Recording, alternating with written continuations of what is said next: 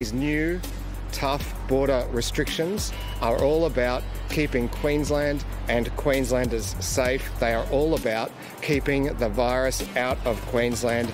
In a little over 6 hours, Queensland will slam shut its southern border. Only residents of border communities and essential workers such as truck drivers will now be able to cross. The closure comes as Queensland reported 0 new cases this morning. We so far have 5 cases related to those 3 women who travelled down to Melbourne. And if we have no further cases in the next few days, then we'll be able to review all of those onerous restrictions we put in place. In Victoria, new case numbers are still high, but far from Wednesday's record of 725. There are 13,867 cumulative confirmed cases of coronavirus in Victoria. That's 450 new cases since our last update. But the sources of 66 of the new cases are unknown. Still far too many of those community transmission mystery cases that we can't find the source or the circumstance behind that infection.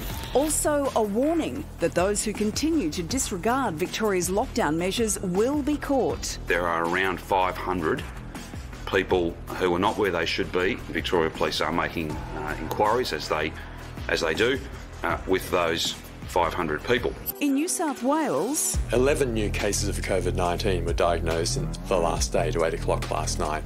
but contact tracers have yet to find the source of a growing family cluster in Newcastle. Oh, we are definitely on a knife edge, and we're about halfway through what is a really critical period, especially for young people. Try and modify how many places you go to. If you don't know you have it and you're still socialising, you have the potential to give it to so many people. Professor Tony Blakely is an epidemiologist and specialist in public health medicine. Professor Blakely, how worried should we be about mystery cases in New South Wales, and I guess in Newcastle in particular? Yeah, we should be worried because what it means is the infection's gone underground and it's had a silent transmission, then it's popped up somewhere else. It means our contact tracers have lost control, if you like, a little bit of the epidemic. And I noticed that your total numbers in New South Wales, they've come down in the last week, but the number of those mystery cases has gone up a bit, and that is cause for concern.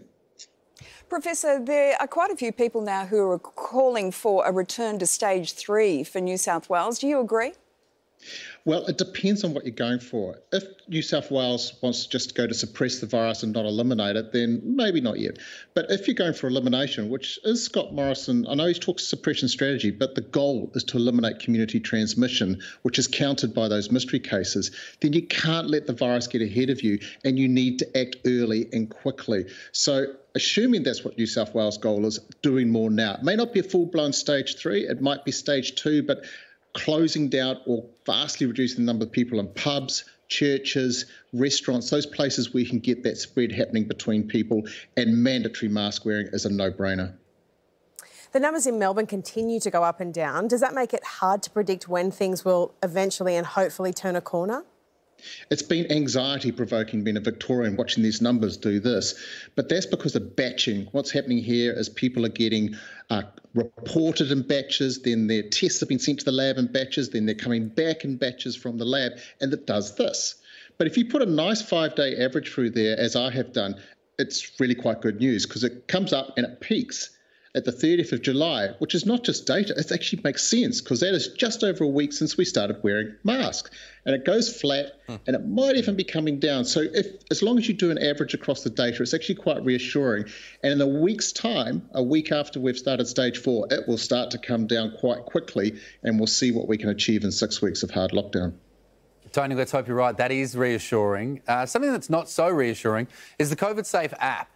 From what I can tell, it hasn't been used in any way that the contact tracers couldn't do themselves. Is this a multi-million-dollar waste of time? It's looking that way at the moment. I don't know exactly what's gone wrong with it.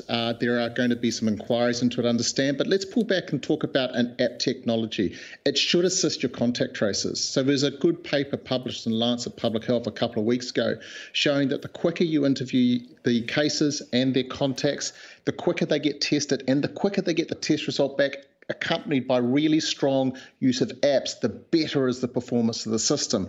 So if you look at South Korea and some of the Asian countries, they have really good app technology and it enhances that contact tracing. We need everything we can get at the moment. We need a better app. All right, always love hearing your insights. Thanks for your time, Professor. Pleasure. I hope that was useful.